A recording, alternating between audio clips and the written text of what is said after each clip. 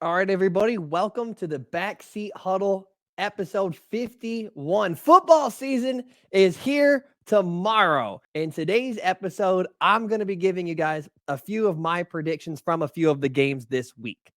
I wanted to give you predictions on all 16 games, but I decided not to because I felt like it would go against one of the values that I have for this channel. When I present my opinions to you, the viewer, listener, I try to make sure that my opinion is rooted in some form of factual information or has some level of foundation to it based on what I've seen, heard, or read about. Because what I don't want to do is I don't want to just hop on this mic and start popping off with the mouth about bullshit and start talking out of my ass about things I don't know about and spouting unbased opinions.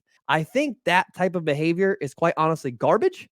And I think that there is just too much of that out there right now. And I know you guys know who I'm talking about when I say that.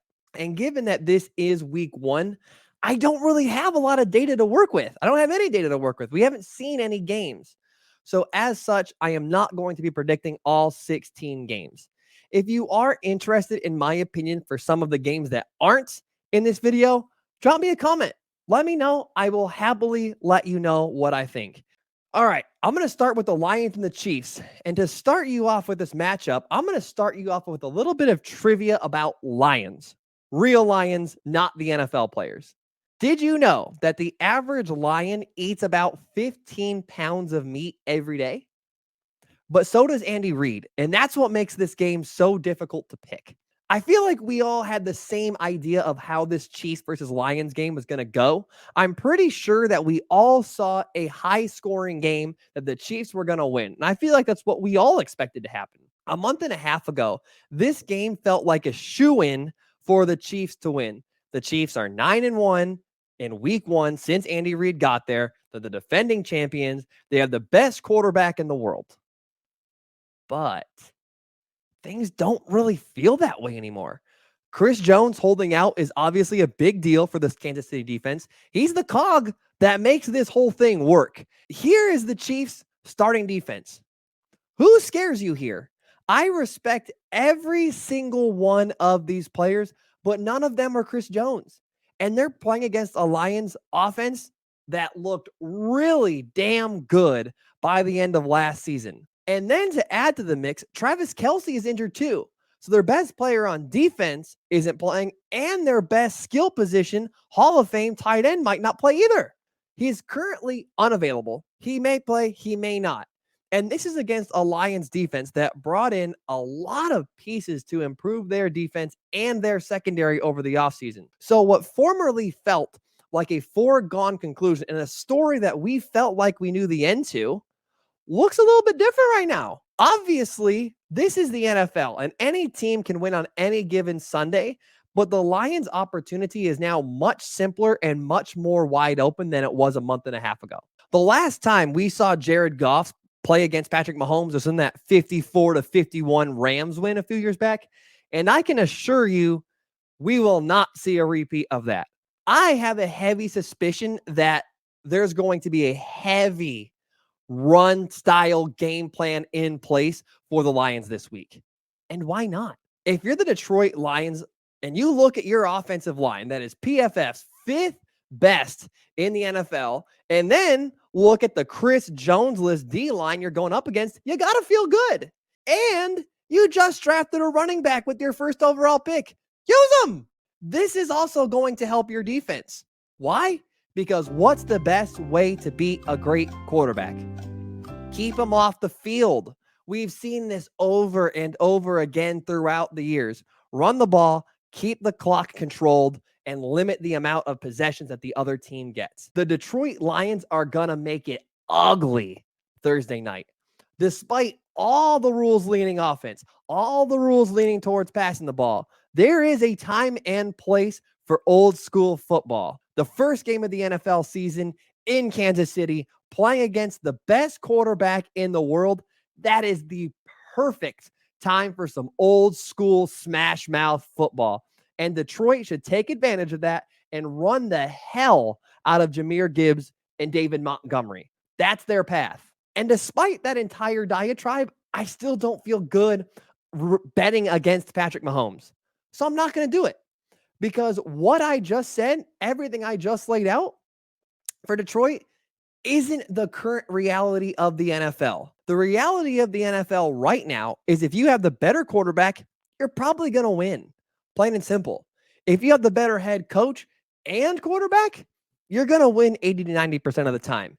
If you have a Hall of Famer at head coach and arguably the most talented quarterback ever, I'm not going to bet against you, period. Do I think that there is an avenue for the Lions to win this game? Absolutely. Would I be shocked if they win this game? No. They absolutely can do it. But unfortunately, because of the way things are, they probably won't. So I'm taking the Chiefs 35-31, and it could be a higher scoring game than that. Bengals versus Browns. This game features two teams in a state that no one consensually lives in. And my trouble picking this game is that Joe Burrow isn't a for sure thing to play. So it makes this significantly more difficult, but he is allegedly trending toward playing. Even if Burrow starts, I'm still taking the Browns in this game for a couple reasons. First, the Bengals have struggled against the Browns since Joe Burrow got there. Joe Burrow is currently 1-5 against the Browns in his career. The Browns are also at home in this game, which obviously makes it a little bit more difficult. Here's another concern for the Bengals for me is last season, Joe Burrow had an appendectomy before the season. Then he had to take some time off during training camp and in the preseason. Then he was awful in week 1 against the Steelers last season, where he accounted for 5 total turnovers.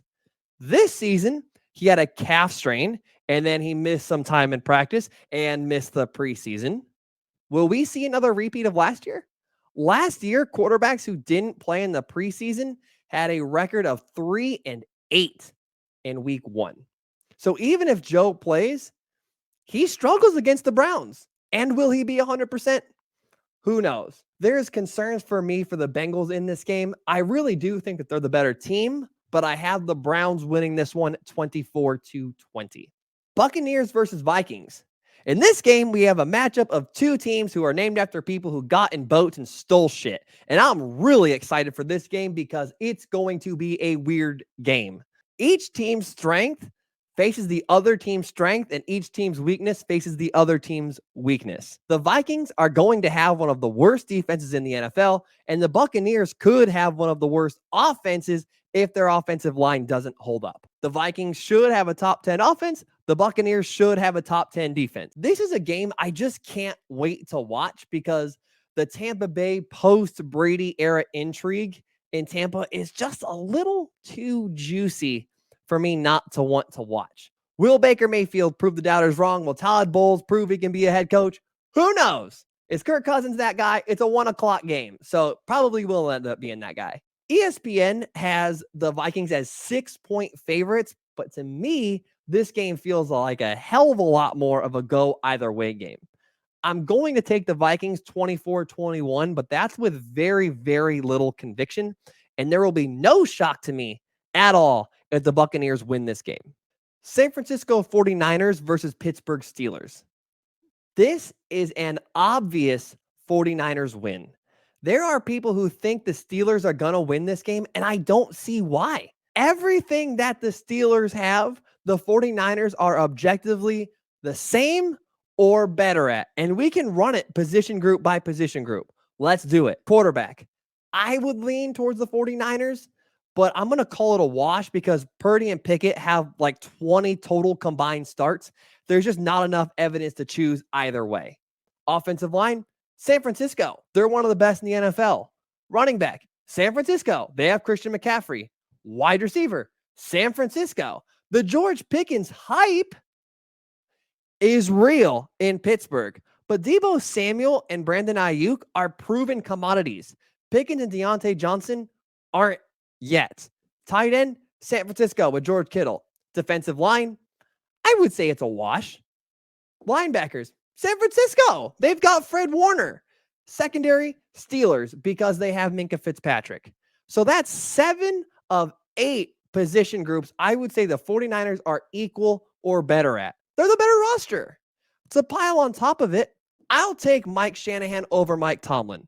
While Mike Tomlin's overall legacy is better, it's an offensive league and all the rules lean offense. And Mike Shanahan is probably the second or third best offensive coach, potentially second or third best coach in the entire NFL. 7 of 8 position groups and the superior head coach. Give me the 49ers, 27-17. Cowboys versus Giants. Fuck the NFL for putting this game in prime time. Let me say that again for the TikTok, because I got to get this one right. Fuck the NFL for putting this game in prime time. The only reason this game is in prime time is because the Cowboys are playing and literally no other reason at all. It's a bullshit cash grab move by the NFL to put this game in prime time. But it's a rivalry game between two blue-blooded franchises. It's a classic matchup. Fuck you. Yeah, okay, sure. Dak Prescott has won 10 straight starts versus the Giants. The Cowboys beat the Giants last season with Cooper Rush and an over-the-hill Zeke last season. And you're going to try and sell me on this game? Please. But the Giants got better. Yeah, but so did the Cowboys. So why is the result going to be any different? Daniel Jones is going to get exposed this game. The Cowboys defense is significantly better than the Giants offense. And the only thing that might potentially save the Giants in this game that they are going to lose is the fact that Brian Daboll is a quarterback guru and a great offensive coach. If the Cowboys lose this game, I'm going to eat a sock. Okay. I believe in the Cowboys this game. The Giants, I don't believe in at all. They're coming back down to earth. They're going to miss the playoffs. Cowboys win this game easily, 31-20. So that's it. That is my show, everybody. Thank you guys for watching and listening. Feel free to like, subscribe. If you're on Spotify, feel free to follow. Give me a 5-star rating. It's on the top left of the channel's page. Take care, everybody.